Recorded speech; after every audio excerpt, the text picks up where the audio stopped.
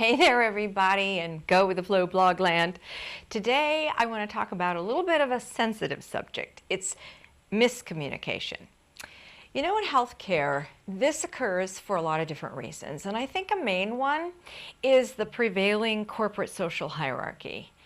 A lot of healthcare clinicians, usually nurses, we're just afraid to speak up sometimes. There are a lot of reasons. Fear of retribution is a big one, especially if you don't have a culture of caring or, well, you know what I mean. It just depends. Every group has a culture, and culture trumps everything.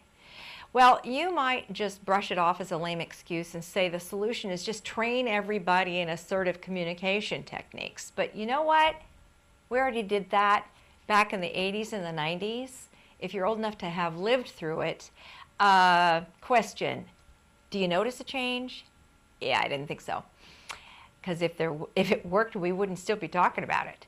So scrolling back as far as Florence Nightingale's time, she lived during a time when so-called civil society dictated specific rules for everybody as far as communication. For instance, children were not supposed to speak until spoken to. Well, in terms of her position as a nurse, Florence had the benefit of growing up in the highest social class. Her family was quite wealthy, and she was educated way beyond the norm for her time. For instance, she could read, write, and speak 5 different languages. She loved the arts, thought opera was just the greatest. That was like musical comedy, I guess, now. But even at one time, she dreamed of being a dancer as a young girl. She discovered math, loved to read about physics and statistics. She once said that statistics is just a way to tell a story with a graph, which is really interesting. I was remembering that during my times when I had to do a lot of statistics in my graduate work.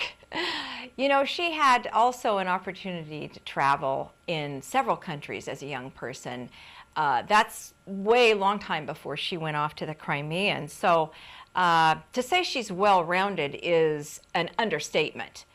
And because, she had all those advantages, she thought of herself, she thought of herself above the social hierarchy of the physicians that she was working with in the Crimea.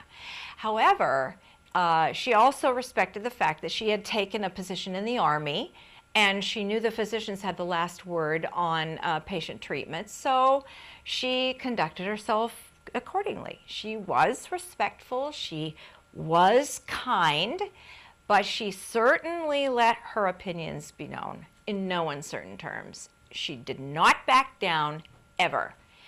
And that kind of bulldog tenacity won her one of 2 things, either a great deal of respect or a great deal of disdain, depending upon which side of the argument you sat on. So, in conclusion, what do you think we can learn from Florence today? I think all healthcare professionals need to look long and hard at the way they communicate on the job as well as at home. Just ask yourself, is my team at odds with each other? Am I at odds with my family more often than not? And if the answer is yes, I invite you to look at my team building seminars and get in touch with me. That's all for now. Next time we're going to talk about what Florence would say about healthcare news of today. Ciao.